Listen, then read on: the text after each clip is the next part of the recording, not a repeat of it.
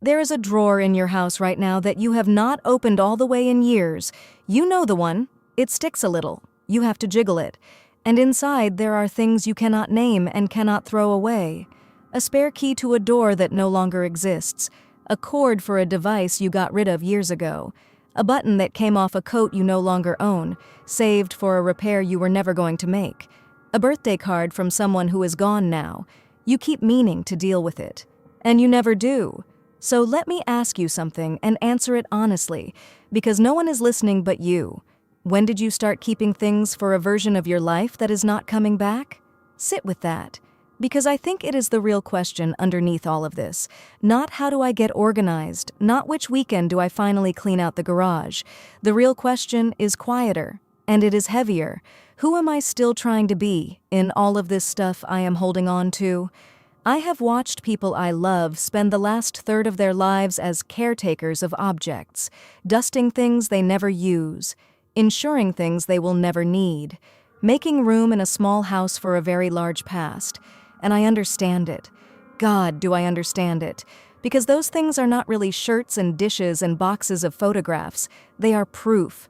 Proof that we were here, that we mattered, that the years were lived and not just spent. But here is what almost no one says out loud, and it is the reason you are still with me right now instead of scrolling past. The clutter in your home is not your problem. The clutter is a symptom.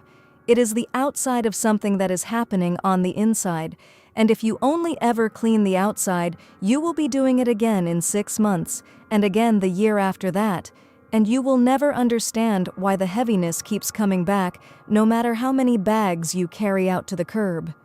So we are not going to talk about cleaning today. Not really. We are going to talk about weight. The kind you cannot see. The kind that follows you from room to room. The kind that makes an ordinary Tuesday afternoon feel strangely tiring for no reason you can point to. You sat down for a minute, and the whole house seemed to sigh through you. And we are going to say something almost no one wants to say when they reach a certain age. So I will say it for both of us. Gently, and then we will sit with it together.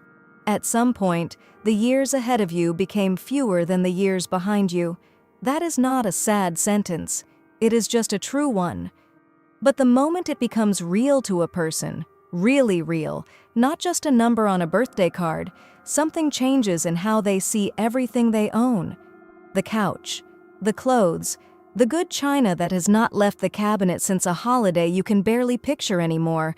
All of it starts to look different, because now there is a second question living behind the first one.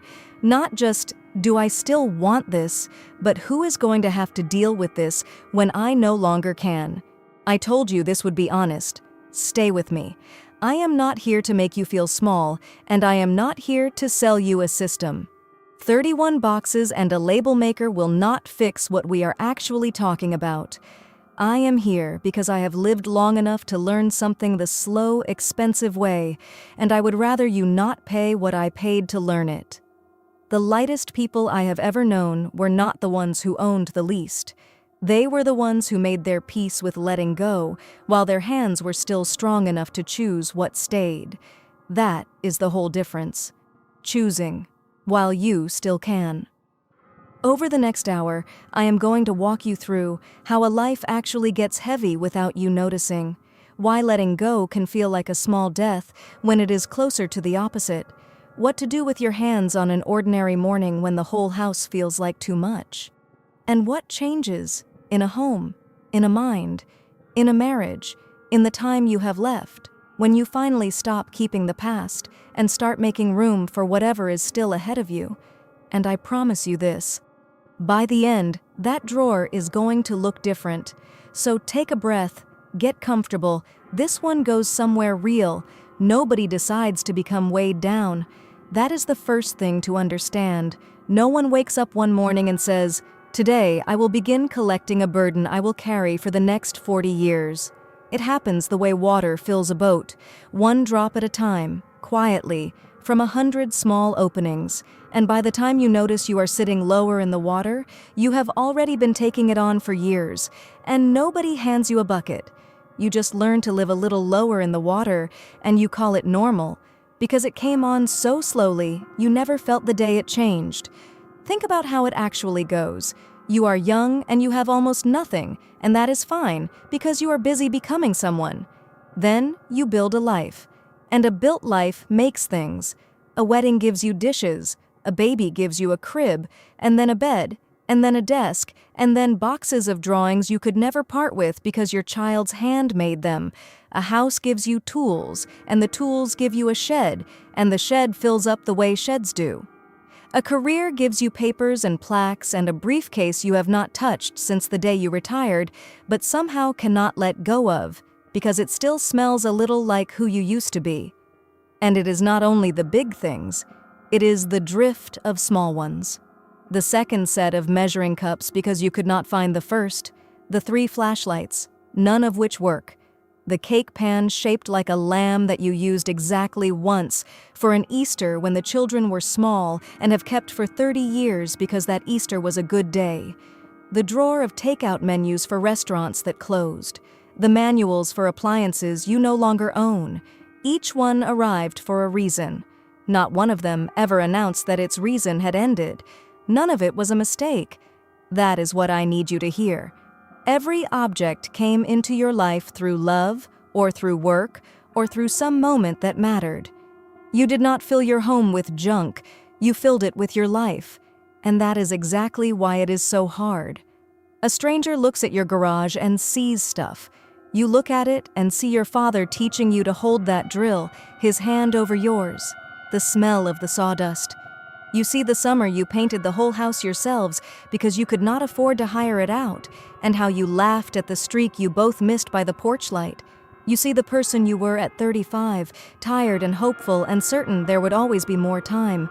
The weight was never in the objects. The weight is in what the object is holding for you, and memory is the heaviest thing there is. Let me tell you where it turned for me. After my husband died, I kept his reading glasses on the nightstand. For 4 years, I dusted around them. I told myself I would move them when I was ready, and every night I chose one more day of not being ready. Those glasses were not glasses.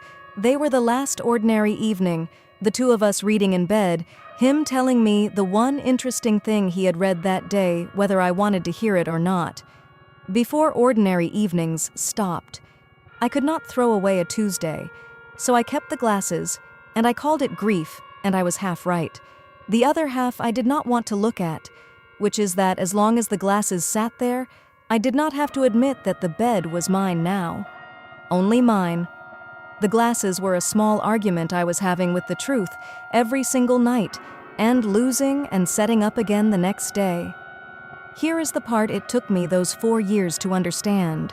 For most of a life, all this accumulating stays invisible because the life is still big enough to fill it.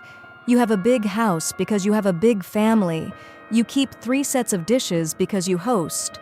You keep the extra leaves for the table because the table needs to grow at Thanksgiving. The container fits what is inside it, and everything has a use, and use is what makes a thing feel innocent. Then, slowly, the life starts to contract while the container stays the same. The children grow and go. They come back for a while and then they go for good, in the good way, the way you raised them to. The hosting gets smaller. The table stops needing its leaves. The body gets a little more careful on the stairs and then a little more careful than that. Some of the friends you would have called first are not there to call anymore, and you notice you have started keeping a shorter list in your head without deciding to. And the house does not shrink to match. The stuff does not leave when the reason for it leaves.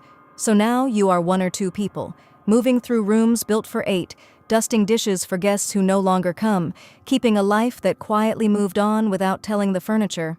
I had a neighbor years ago who lived alone in a 5-bedroom house after her husband passed and her sons scattered across the country.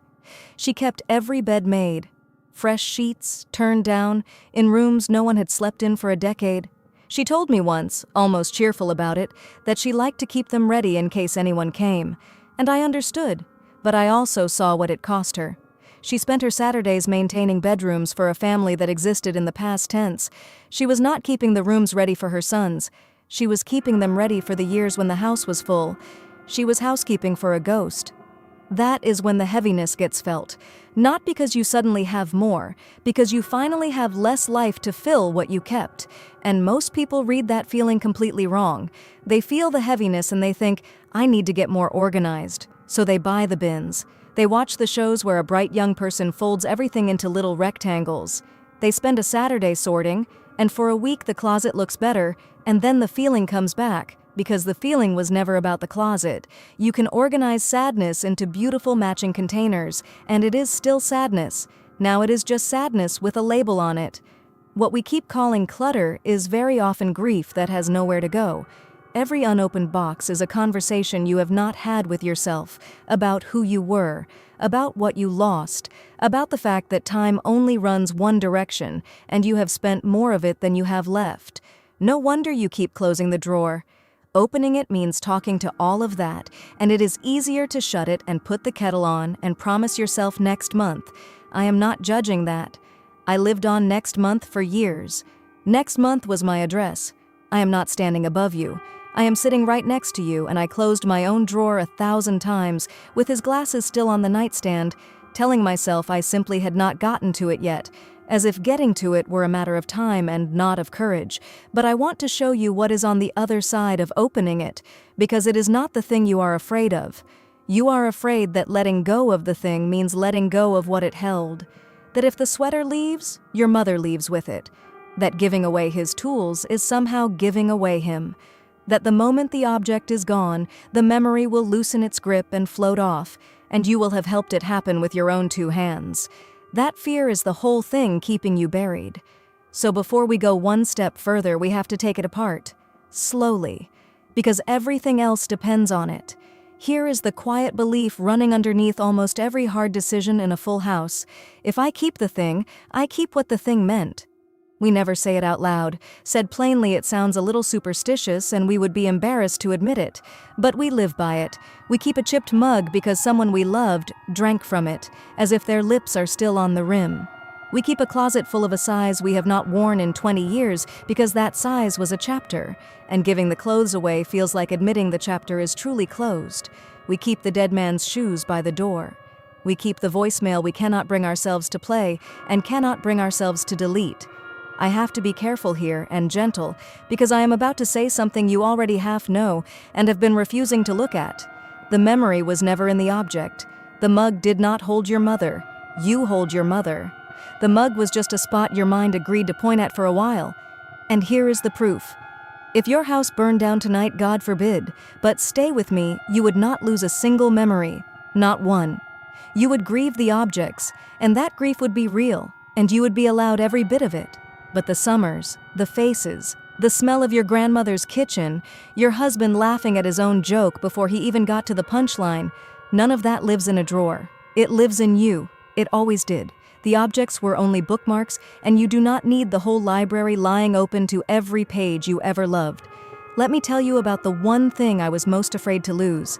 It was a flannel shirt, worn thin at the elbows, that still, if I pressed my face into it, held some faint idea of him. Not cologne, just the plain smell of a person.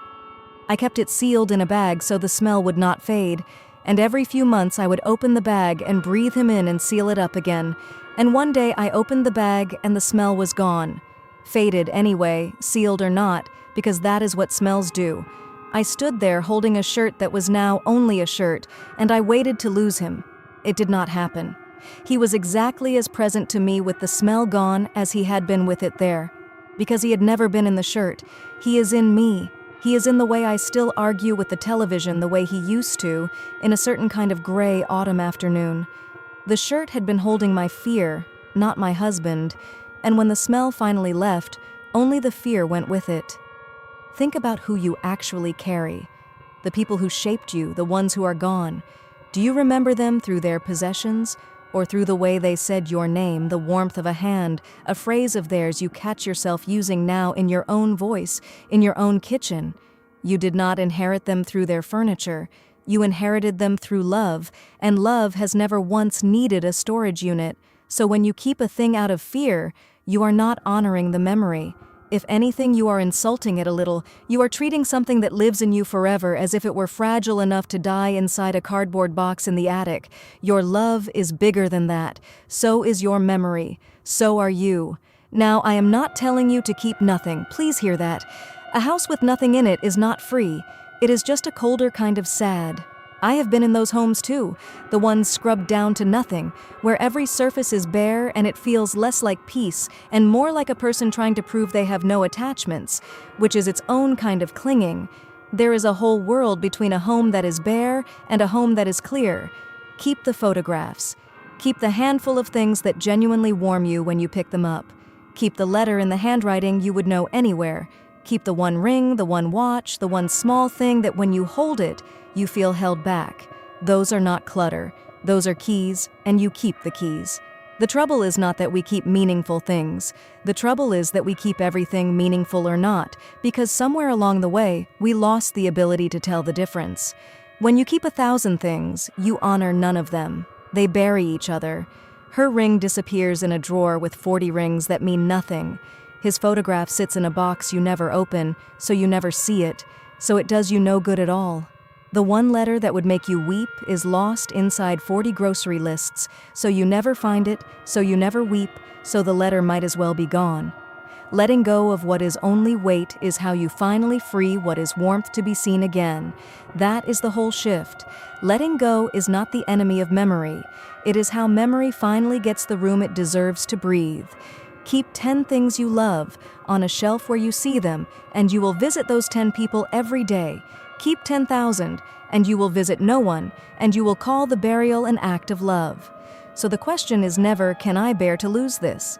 The question is, does this still carry warmth, or does it only carry weight? And your body knows the answer before your mind does. Some things, when you pick them up, you feel a small lift. Some things, when you pick them up, you feel a small dread, a faint pull downward, a tightening. Your hands have been telling you the truth for years. We just have to start listening to them. I want to name something almost no one prepares you for. The reason letting go gets so much harder in later life is not laziness, and it is not weakness, and it is not just sentiment. It is that every time you release a piece of your past, you brush up against a bigger truth. That you are passing through too. That you are not permanent, that there is a horizon out there, and it is closer than it used to be. Getting rid of an object can feel like a small death because in a quiet way it is a rehearsal for the large one. That is why people freeze. That is why the box stays in the attic for 30 years. Not because they cannot decide what to do with a set of old dishes, but because deciding means admitting the era those dishes belong to is over, that era's end, that theirs will too. It is easier to leave the box closed and let time seem to hold still. As long as the past is still stacked in the garage, some part of us gets to believe it is not really past. The full attic is a kind of spell we cast against our own ending. So be gentle with yourself. If you have tried to clear out your home and found yourself strangely exhausted by 2 p.m, or crying over something small, a school report card, a ticket stub, a single mismatched glove, or quietly putting the whole thing off again, you are not failing at a chore. You are grieving. You are standing at the exact place where everything you have already lost meets everything you have not lost yet. That is hard ground to stand on. Of course you keep stepping back from it. Anyone would. There is a reason the sorting exhausts you more than heavy lifting ever could. Lifting a box tires your back. Deciding about a box tires your heart, because every decision is a small goodbye, and you are making 200 of them in an afternoon. No wonder you are wrung out. You are not moving furniture. You are attending one small funeral at a time to the pieces of a life. But let me offer you a different way to hold the same fact, because the fact is not going to change. The years keep moving whether we make our peace with them or not. So the only real choice we get is how we meet them. Here is what I have come to believe, and it took me most of my life to arrive at it. Knowing that time is short is not a curse. It is the most clarifying gift a person is ever handed. At 25, you could keep everything, because you believed you had forever, and forever forgives all postponement. You could carry any amount of weight, because your back was young, and the road looked endless. You could afford to be a person who would deal with it someday, because someday was a country you were sure you would always be able to visit. You are not carrying an endless road anymore, and that changes what you can afford to carry. Not because you are weaker, because you have finally learned what your days are worth. The most precious thing you own is not in your garage, it is the ordinary morning. The light through the kitchen window at that 1 hour when it comes in low and gold. The phone call with someone you love, the one where nothing is wrong, you just wanted to hear the voice. The walk you can still take on your own 2 feet. And every object you maintain, every drawer you avoid, every room you cannot use because it is full of a life you already lived, all of it is charging you rent. Quietly, daily, and it collects in the one currency you can never earn back. Do you feel the weight of that? The stuff is not free just because it is already paid for. It costs you every day. It costs you the energy of walking past it. It costs you the low background hum of, "I really should deal with that." A hum so constant you have stopped hearing it, and yet it tires you anyway, the way a refrigerator tires a room. It costs you the guest room you cannot offer your granddaughter because it is full of boxes. It costs you the hobby you cannot start because there is no surface to start it on. It costs you the full breath you cannot quite take inside your own home. You are paying for the past with the present, and the present is the part that is running out. I want you to picture it plainly. Somewhere in your house is a room you have quietly given up on. You keep the door mostly shut. You call it the spare room or the office or his room or just that room, and you have arranged your whole life to flow around it, the way a river roots around a stone. That room is not storage. That room is a small surrender you renewed this morning without noticing, and you will renew it again tonight. So yes, the small death is real, and I will not talk you out of the feeling, but on the far side of it is something people almost never see coming. Lightness, real, physical lightness. They describe it the same way, over and over, once the weight is finally down. The house feels bigger, they say, though not a wall has moved. They sleep better. They breathe deeper on the stairs. They had no idea how much they were holding until they set it down and felt their own shoulders drop. They reach for the language of the body, because the relief is that plain, that physical, that real.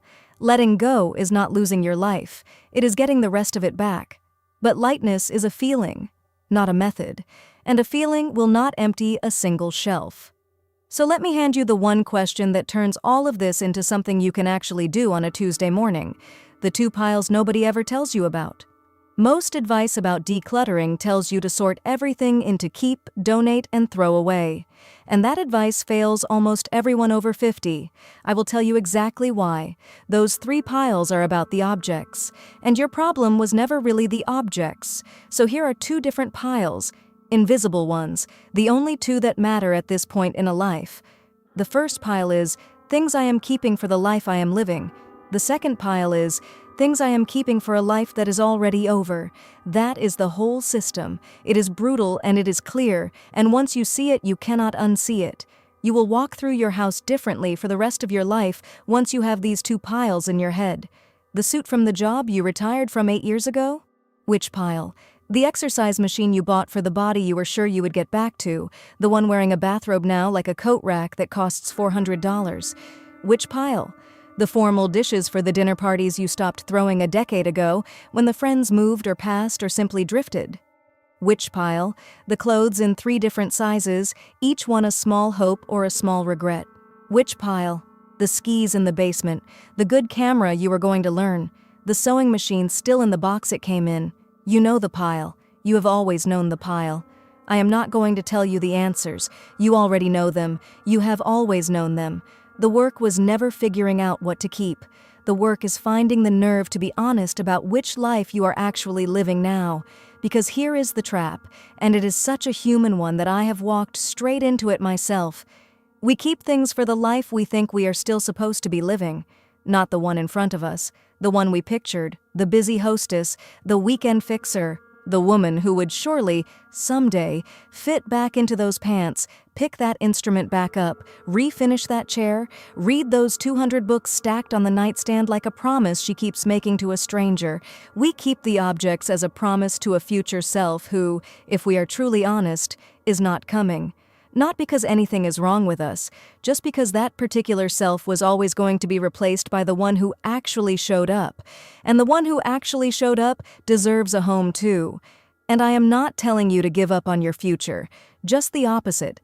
I am telling you to stop letting a pretend future rob the real one. That chair you have been meaning to refinish for 15 years is not a project. It is a small accusation you walk past every day. Every time you see it, it says, "You didn't." That is not hope. Hope lifts you. That chair sits on your chest. And the strange thing is, the chair is not even asking to be refinished anymore. You are. You are the one who cannot let the old plan die. The freedom is in finally saying it out loud. I am not going to refinish that chair, and that is all right, and I set us both free. Something actually loosens in your chest when you say it. Try it once and see. Say it to one object this week and notice how your body answers before your mind does. Now let me tell you how to actually do this, because the two piles are the map, but you still have to take the first step, and the first step is where everyone drowns. You do not clear a house. Please do not try to clear a house. The person who blocks out a whole Saturday to do the garage is the person who quits at 11 in the morning, buried and crying, more convinced than ever that this is impossible. That is not a failure of will. That is a failure of scale. You asked yourself to attend 200 funerals before lunch. Anyone would break.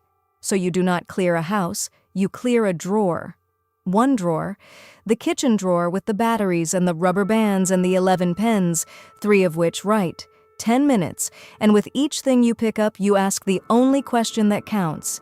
Is this for the life I am living or the life that is over?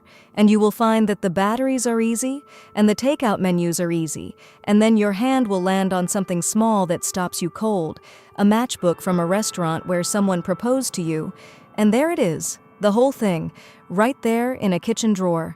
And now you know. Now you know it was never about the drawer. Do the easy things first. Build the muscle on the batteries and the dead pens before you ask it to lift the letters. Let yourself have 100 small, painless yeses before the first hard one. And when you get to the hard one, you do not have to decide today. You are allowed to make a small box, one box, and call it the maybe box, and put the impossible things there, and close it, and come back in a season. And when you open it again, you will find that time has quietly decided half of it for you. What felt impossible to release in spring is just a thing by autumn. Whatever still has a real grip on you when you open that box, keep it with a clear heart and stop apologizing for it. The point is not speed. The point is that the drawer is now a place you can open. You gave one drawer back to the living, and here is the part that keeps the weight from creeping back in. Whatever landed in the life that is over pile does not get to sleep in the house tonight. It goes into a bag by the front door before you go to bed, and the bag goes out to the donation bin this weekend before you have time to talk yourself back into it. Then tomorrow, one more drawer. Not the whole house. One drawer a day, 10 quiet minutes, until one ordinary morning you look up and the heaviness is simply gone and you cannot even point to the day it left. And when it belongs to the life that is over, thank it. Really. I mean this. Hold it and say, "You served me well, you belonged to a good chapter, and that chapter is closed now, with love." Then let it go so it can go be useful to someone whose living life it actually fits, because that chair, that suit, those dishes, in the right hands are not garbage. They are the start of someone else's chapter. Some young couple with no money and a bare apartment is going to find your good dishes at the church sale and set their first real table with them and be proud the way you were proud. Your ending becomes their beginning. There is something close to beautiful in that. If you let yourself look at it, your things get to go on being loved. That is not a loss. Ask yourself honestly whether keeping them boxed in your basement, unseen, unloved, was ever the more loving thing. Now I want to say something that is hard to say and harder to hear. I am going to say it with all the tenderness I have, because it comes from love and not from fear. Someday, someone is going to have to go through everything you own. I know. Take a breath. I said it plainly because pretending otherwise has never once helped anyone, and you did not come here for pretending. You came for the truth, told kindly. So here it is. Someone, a son, a daughter, a niece, a dear old friend is going to stand in your home in a season of fresh grief and make 1,000 decisions about 1,000 things, all while their heart is broken. And everything you did not decide becomes a decision you are handing to them. Every unopened box becomes their burden. Every "I will deal with it later" becomes their "I have to deal with this now, while I can barely breathe." Let me tell you what it is actually like, because I have done it, and I will not dress it up. When my mother died, I flew home to clear her house. I had 1 week, because that is what the airline and the job and the rest of my life would allow, 1 week to dismantle 81 years. And I walked into that house, a house I loved, a house that smelled like her, and I did not know where to begin, because she had kept everything, and none of it was labeled, and she was not there to ask. That is the part that undoes you. Not the volume, though the volume is cruel. It is that you cannot tell what mattered to her from what simply never got dealt with. I found a shoebox of buttons. Just buttons, hundreds of them, decades of them. Were they precious to her? A lifetime of mending she was proud of, something I should keep and treasure? Or were they just a shoebox of buttons she never got around to throwing out? I did not know. She was not there to tell me. So I sat on her floor and I wept over a box of buttons, not because the buttons were sad, but because I was being asked to be the judge of her entire life with no instructions. And I was terrified of getting it wrong. I kept the buttons. I still have them. I have no idea if that was love or just fear wearing love's coat.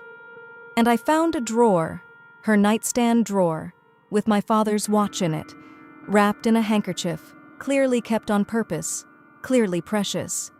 And right beside it, tangled in the same drawer, 40 other things that meant nothing. A broken pen, a hotel notepad, expired coupons.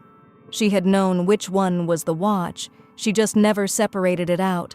So the one thing she truly treasured spent its last years lying in the same drawer as the trash, and it would have been so easy for me, hurrying, grieving, tipping drawers into bags, to let it go with everything else. So you keep too much out of guilt, and you carry that guilt for years, a house full of a dead woman's maybes that you were too frightened to release, or you move fast to survive it, and you let go of something that turns out to have mattered enormously, and you carry that regret even longer. Either way, the disorder she left behind became a second grief for me, stacked right on top of the first, and the second one lasted longer, because the first grief was love, and the second grief was paperwork, and paperwork does not let you cry it out. I am not telling you this to frighten you. I am telling you because I want you to see the most generous thing available to you in all of this. When you let go now, while you are alive and clear and strong enough to choose, you are not just clearing a house. You are writing a love letter to the people you will leave behind. You are telling them, I did not want your grief to come with a chore attached. I decided what mattered so you would not have to guess. I gave away what was only weight so that what you find is only warmth. I separated the watch out and I told you the story of it so you would know. I made it so that when you walk through my home for the last time, you find me, the real me, the essential me. Not a mountain of the things I could not face. Almost no one thinks to give that gift, and it is one of the largest there is.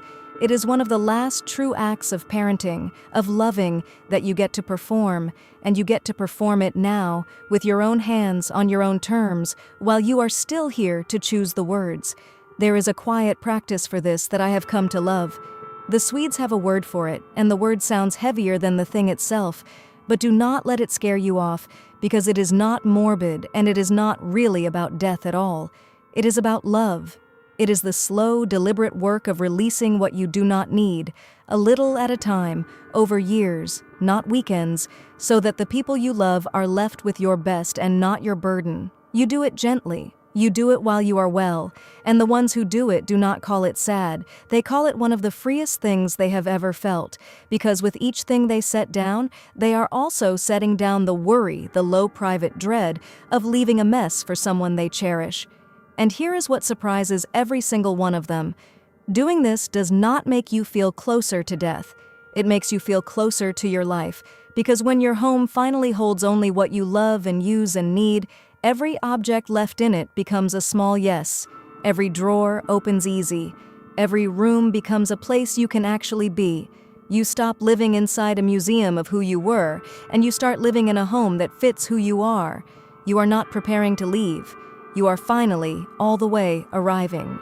And if you are still here with me, still listening, still letting these words land somewhere real, then let me stop for just a moment, because you have earned being spoken to plainly. Let me invite you simply to subscribe to this channel and walk alongside us. Not because a number means anything to me, but because if these words are reaching you, I would be glad to have you close for the next ones. Stay close. Let this be a place you come back to when the weight builds up again, and you need a voice to remind you, gently, that you are allowed to set it down. And let me tell you something I believe is true of nearly everyone who would sit through something like this all the way to here. You are someone who has loved deeply enough that letting go is genuinely hard. The person who feels nothing while clearing out a house never loved as much as you have, or lost as much. So the difficulty you feel is not a flaw in you. It is the size of your heart, showing itself.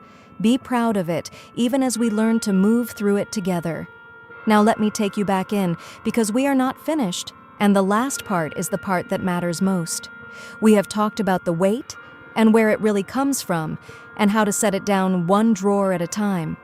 But there is one thing left, and it is what this whole hour has been walking toward. What is all of that room actually for?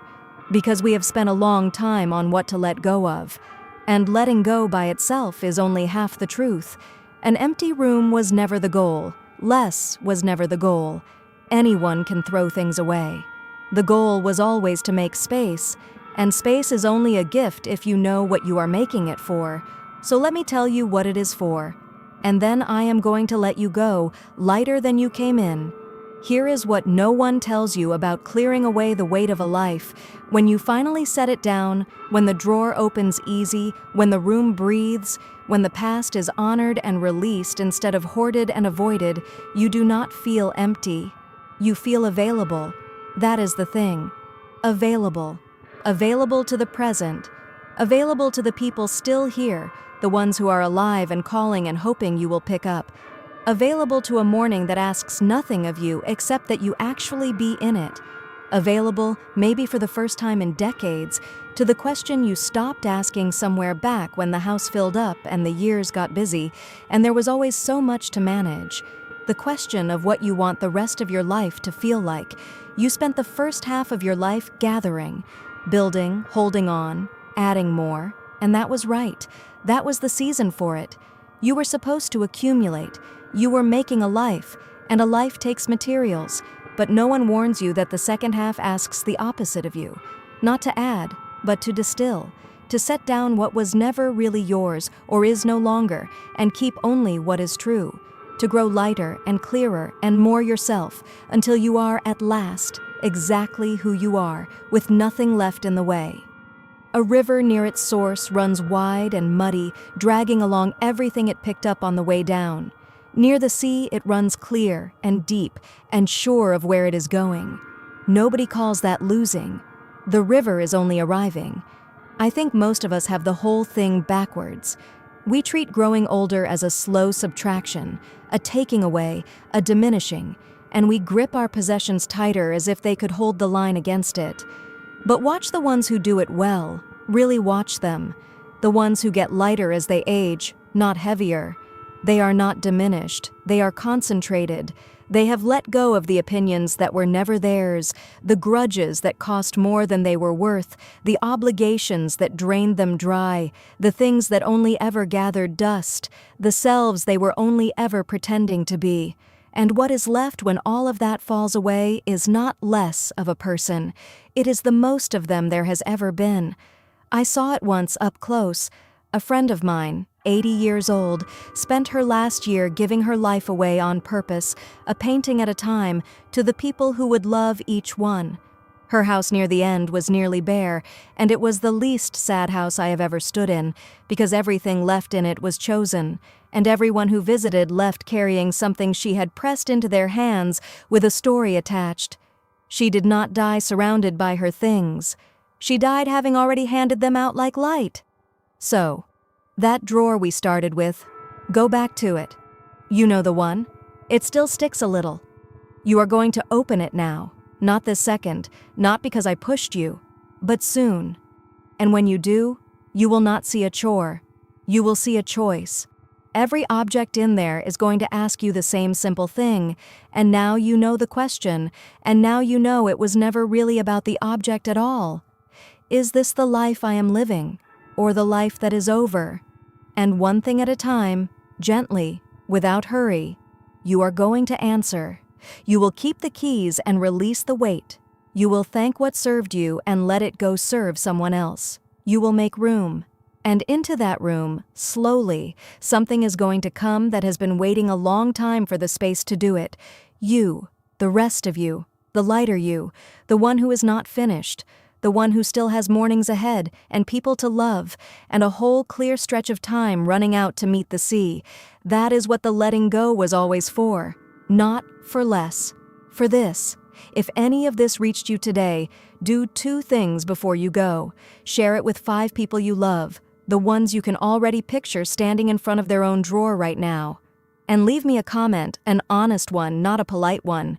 Tell me the one thing you know you are ready to let go of.